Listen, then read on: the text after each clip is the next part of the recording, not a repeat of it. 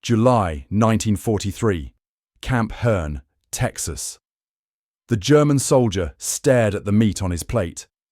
After 3 years of rationed Eintopf stews in the Wehrmacht, thin vegetable soup with occasional bits of sausage, the thick smoke-ringed beef brisket before him seemed impossible.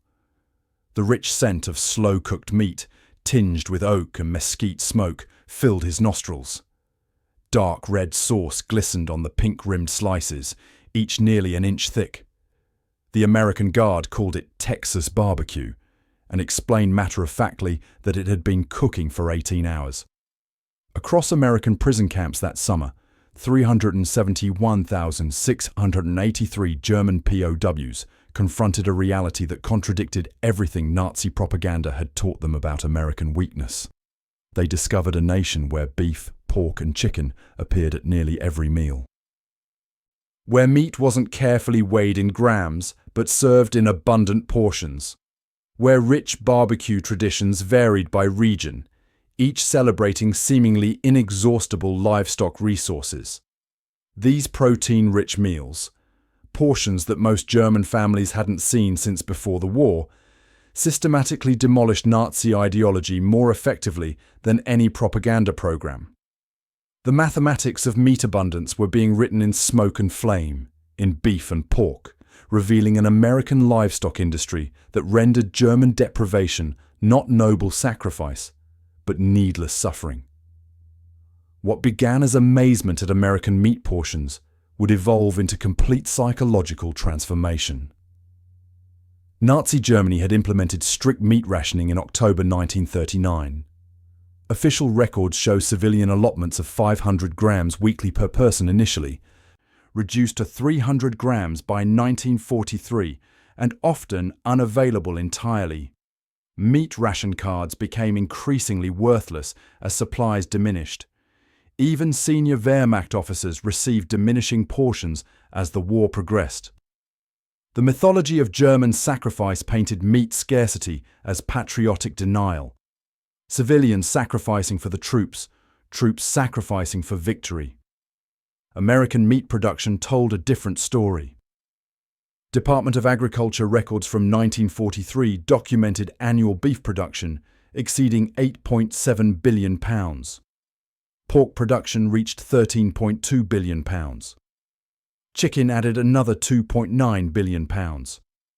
Despite sending vast quantities to Allied forces worldwide through Lend-Lease programs, domestic consumption remained robust at 135 pounds per person annually, approximately 1,800 grams weekly, 6 times the German civilian ration.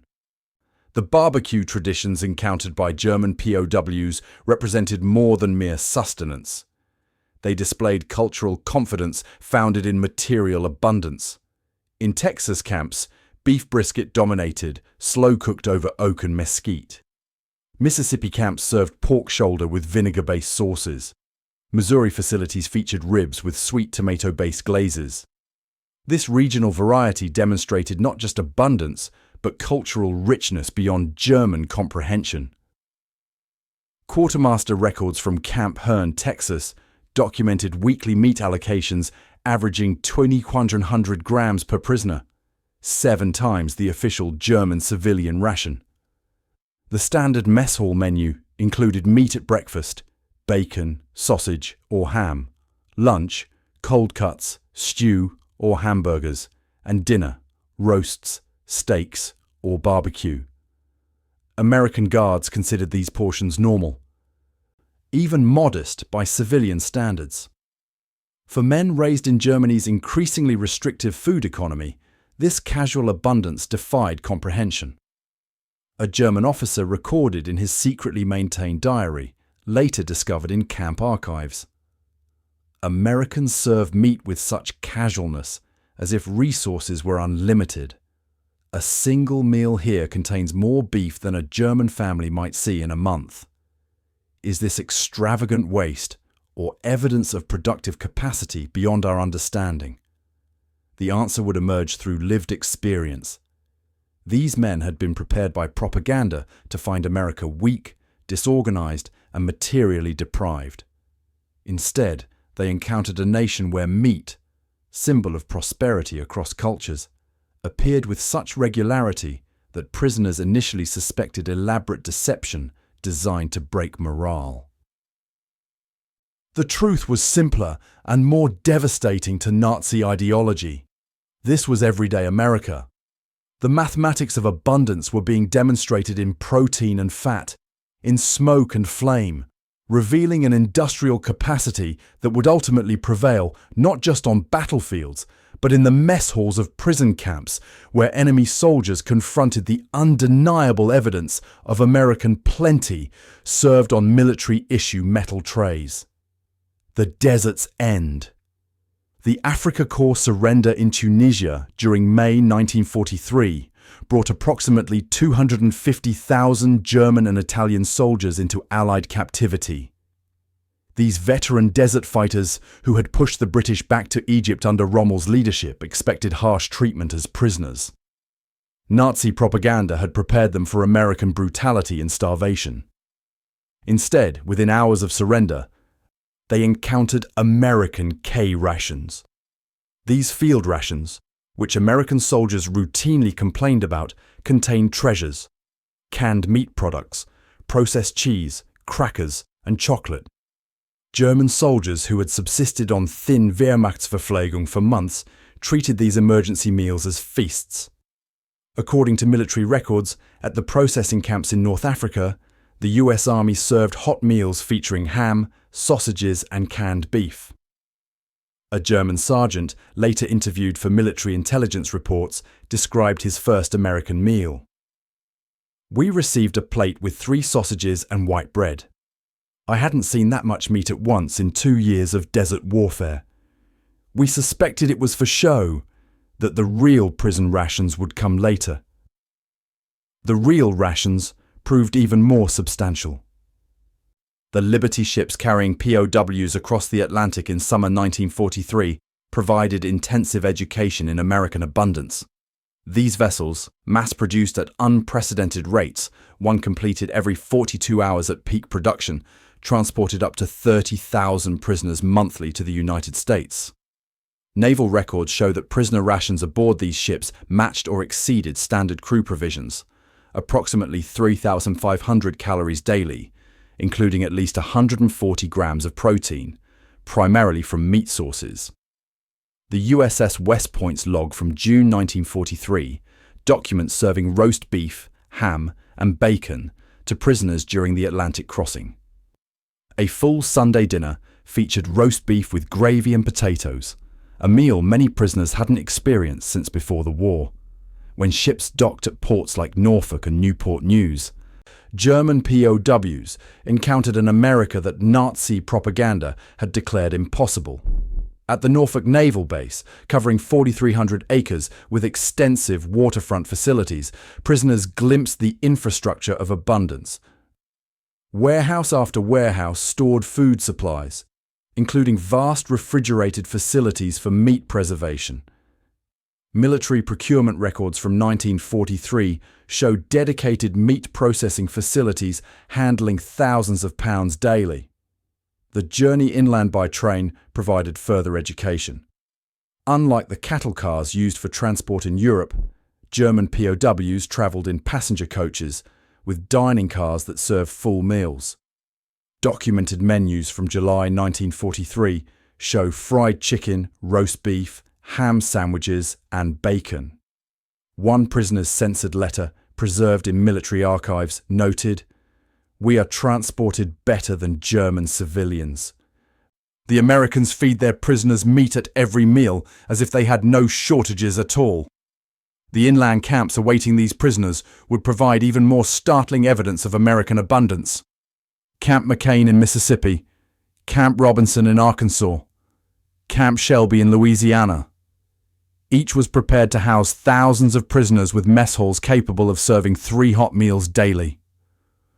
Quartermaster requisitions show standardized meat allocations of 12 ounces, 340 grams, per prisoner daily, more than the weekly ration for German civilians.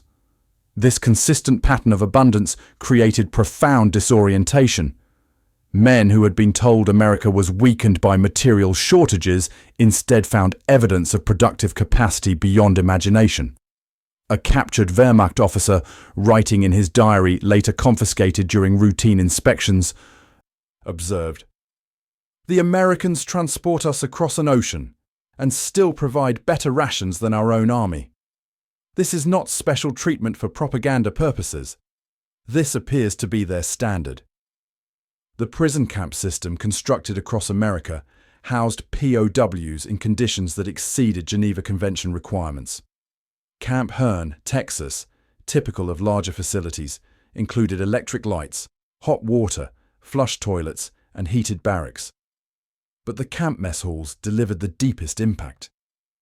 According to Army quartermaster records, these facilities served 3 meat-focused meals daily. Breakfast routinely included bacon, 3 strips, or sausage, 2 links. Lunch featured cold cuts, ground beef, or stew meat. Dinner presented roasted meats, chops, or the regional specialty that most amazed German prisoners, barbecue. Texas camps introduced prisoners to beef brisket, slow-smoked for up to 18 hours over post oak.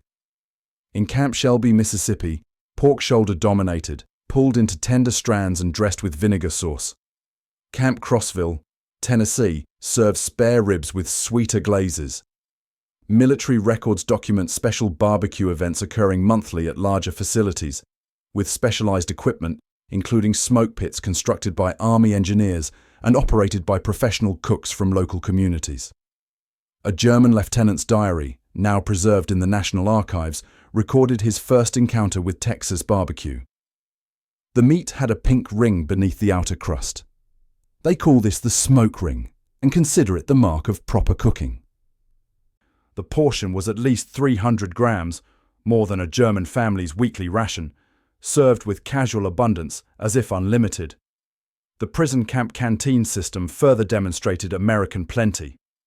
Prisoners performing labor earned 80 cents daily, later raised to 120. With hamburgers priced at 15 cents, a working prisoner could purchase multiple meat meals beyond regular provisions. Camp exchange records from 1944 show weekly sales of hamburgers exceeding 2,000 units at Camp Hearne alone. This casual access to additional meat contradicted everything prisoners had experienced in Germany, where no amount of money could secure meat beyond strict rations. POWs assigned to agricultural work details witnessed American livestock production firsthand. In Texas and Kansas, prisoners worked on cattle ranches where single operations maintained herds of thousands. In Iowa and Nebraska, they encountered industrial pork production. These facilities processed more animals weekly than many German districts handled monthly. A former Wehrmacht officer later wrote, "I worked at an American slaughterhouse that processed 400 cattle daily. All Germany might have processed that many in a week by war's end." The statistical contrast proved devastating to Nazi claims. Department of Agriculture records from 1944 show American meat production reached £24 billion annually, approximately £80 per citizen. German production during the same period struggled to maintain £9 per citizen, with much diverted to military use. This disparity wasn't propaganda, but documented reality that prisoners experienced through daily meals. POWs learned that American democratic access to meat contradicted German class hierarchies. Camp guards explained that steaks and roasts weren't luxury items, but standard fare across economic classes. When minimum security prisoners were permitted to dine at local restaurants under guard, they discovered working-class diners ordering 16-ounce steaks for 85 cents, approximately 1 hour's wage for an average worker. This democratic access to animal protein revealed fundamentally different social structures. By 1944, German POWs understood that American meat abundance wasn't temporary or exceptional. Mess hall records show consistent meat provisions throughout their captivity, with only modest reductions following heightened European combat operations. The prison camp experience revealed a nation with production capacity so vast that feeding enemies well required no sacrifice of domestic consumption. This daily protein abundance systematically undermined Nazi propaganda more effectively than any re-education program ever could. The psychological impact of meat abundance on German POWs manifested physically before mentally. Medical records from Camp Hearne, Texas document average weight gain of 12 pounds per prisoner within 3 months of arrival. Camp physicians noted improved muscle mass, higher energy levels, and resolution of nutritional deficiencies common among combat veterans. This physical transformation occurred while German civilians and soldiers in Europe experienced progressive weight loss and deteriorating health from protein deficiency. The contrast created cognitive dissonance that forced ideological reconsideration. Nazi propaganda had constructed a worldview where German austerity represented moral superiority, while American material focus indicated spiritual weakness. This narrative collapsed when prisoners experienced American abundance firsthand. A former Wehrmacht officer later wrote in his memoirs, "We had been told Americans were soft, undisciplined, and materially desperate. Instead, we found a nation that could feed its enemies better than we fed our families." The revelation was both humiliating and liberating. Our suffering had been unnecessary. POWs working in American meat processing facilities witnessed industrial efficiency that contradicted claims of American disorganization. At the Swift & Company plant near Camp Robinson, Arkansas, prisoners observed production lines processing 200 cattle hourly, approximately 1,600 daily. A single American facility handled more livestock weekly than entire German districts managed monthly. This productive capacity occurred while millions of American men served overseas, further challenging Nazi claims about American weakness. The barbecue traditions encountered in southern prison camps provided particularly effective ideological education. These cooking methods, developed by common people, often of modest means, demonstrated that American abundance extended across social classes. Camp cooks explained that barbecue represented democratic food culture, with techniques passed between generations regardless of status. This contradicted German experience, where meat access increasingly correlated with political connection rather than purchasing power. By late 1944, many German POWs had reversed expected care package patterns. Rather than receiving food from Germany, they sent parcels home using camp earnings. International Red Cross records confirm that German prisoners in America sent approximately 11 million parcels to Germany during their captivity, most containing preserved meat products. Camp commissary records show prisoners purchasing canned ham, Spam, beef jerky, and other shelf-stable proteins specifically for shipment to Germany. The psychological impact on German families receiving meat from imprisoned relatives while facing increasing shortages in freedom profoundly undermined Nazi credibility. Medical examinations conducted by neutral Swiss observers in 1944 documented the disparity between prisoners and German civilians. Red Cross reports concluded, German POWs in American custody display better health metrics than comparable civilian populations in Germany. Protein intake averages 110 grams daily in camps, compared to estimated 15 to 20 grams for German civilians. This data reached German leadership through diplomatic channels, creating further questions about the necessity of civilian sacrifice. Individual testimony repeatedly emphasized the psychological transformation triggered by American meat abundance. A non-commissioned officer from the Afrika Korps wrote in a censored letter, "What defeats us is not American arms, but American farms. They feed prisoners better than we feed soldiers. When you understand this, you understand why we cannot win."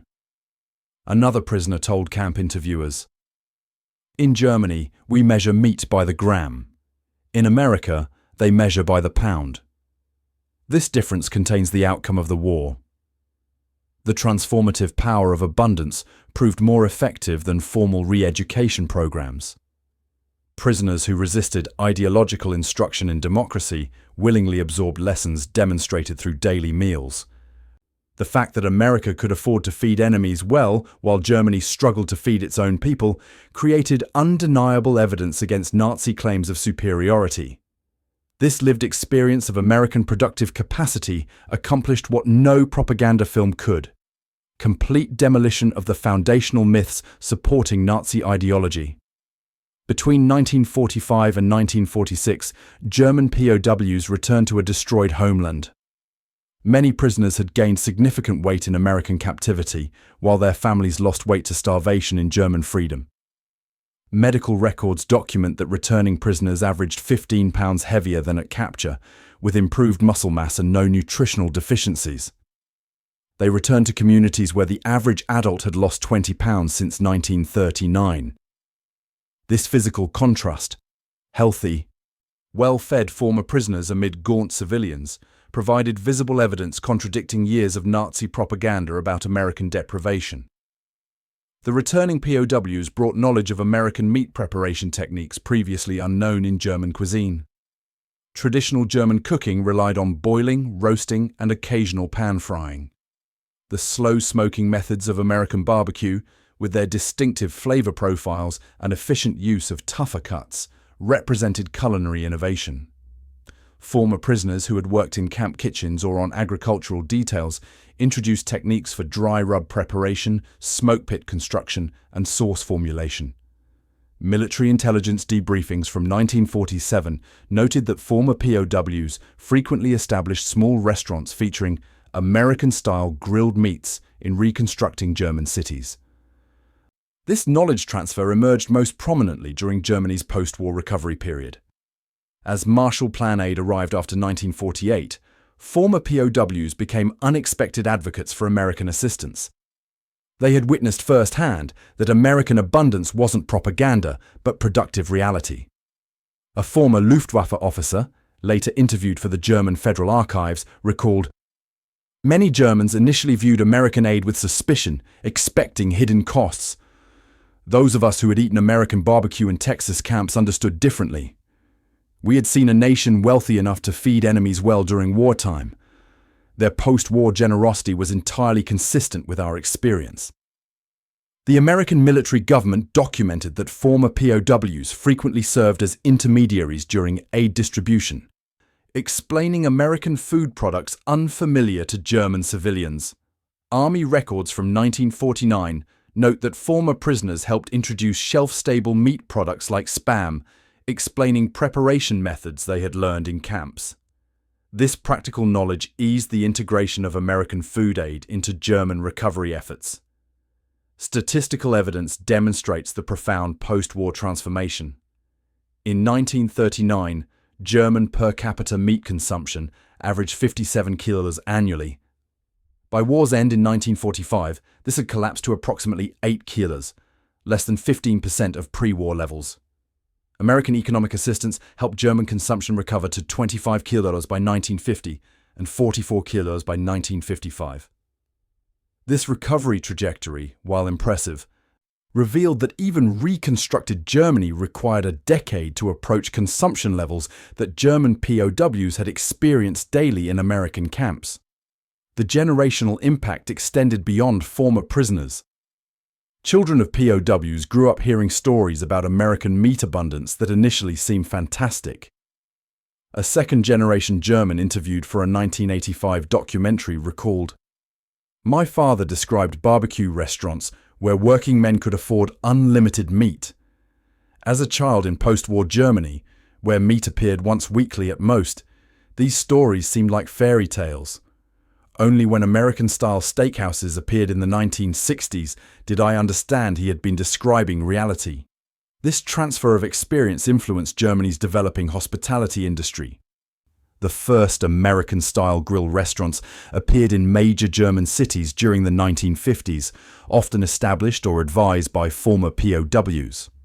These establishments featured larger meat portions, open-flame cooking methods, and pricing structures making meat accessible to broader economic classes. By 1960, food industry publications recognized Amerikanische Grilltechnik as a distinct culinary category in German restaurants. The POW experience with American meat abundance thus shaped not just individual memories, but Germany's post-war food culture. The men who had experienced Texas barbecue and Midwestern steaks in prison camps became agents of cultural transfer, introducing cooking techniques and consumption patterns that would transform German cuisine over subsequent decades. Their lived experience of American abundance became part of Germany's post-war identity, a concrete example of how military defeat led to cultural enrichment. Historical analysis confirms that food experiences in American prison camps accomplished what formal re-education programs couldn't: complete demolition of Nazi superiority myths. Arnold Kramer, the leading historian of German POWs in America, concluded in his definitive study that the systematic exposure to American meat abundance created cognitive dissonance that ideology couldn't survive. His extensive archival research documented that favorable opinions of American society correlated strongly with camps featuring regional barbecue traditions, where the contrast with German deprivation appeared most stark. The documented evidence spans multiple source categories: military quartermaster records detailing exact food provisions, International Red Cross reports providing neutral observation, censored prisoner correspondence revealing psychological shifts, corporate production statistics, agricultural department records, and extensive post-war interviews with former prisoners. This convergent evidence establishes that the experience wasn't isolated or anecdotal, but systematic across the American prison camp system. The statistical comparison tells an irrefutable story. Average POW consumption 1943 to 1946. Meat protein 110-140 grams daily. Approximately 3,500 calories daily with 25-30% from animal sources. German civilian consumption same period. Meat protein 10-20 grams daily when available. Approximately 1,200-1,500 calories daily with less than 5% from animal sources. This disparity wasn't temporary or anomalous, but sustained throughout the war, creating undeniable experiential evidence against Nazi claims of German superior efficiency. Historical testimonies repeatedly emphasize the transformative impact of this contrast.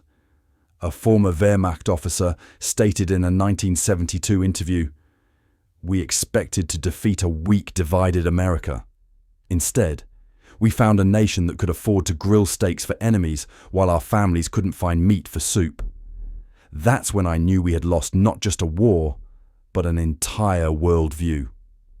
Another veteran recorded in the Bundesarchiv Oral History Project recalled, "My first American hamburger contained more beef than my family received monthly in Berlin."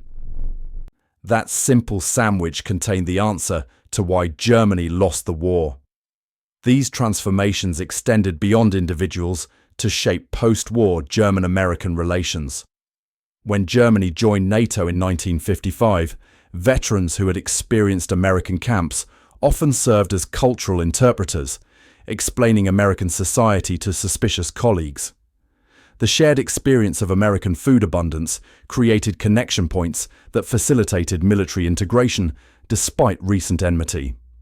Defense Ministry records note that former POWs frequently volunteered for liaison positions with American forces, citing their familiarity with American customs and practices. The modern German restaurant landscape reflects this historical influence. Today, approximately 2,300 American-style steakhouses and barbecue restaurants operate across Germany. The annual American Barbecue Championship in Frankfurt draws over 200,000 visitors. These contemporary cultural expressions trace their lineage directly to prison camp experiences, where German soldiers first encountered American meat traditions. This multi-generational impact demonstrates that ideological transformation through abundance proved more durable than transformation through deprivation. The soldiers who experienced American barbecue as prisoners became unofficial ambassadors not just for American food, but for American productive capacity and democratic distribution. Their lived experience contradicted both Nazi propaganda about American weakness and Soviet claims about capitalist exploitation. They had tasted the evidence that market economies could produce abundance for ordinary citizens. The story of German POWs and American meat abundance represents history's most unusual victory.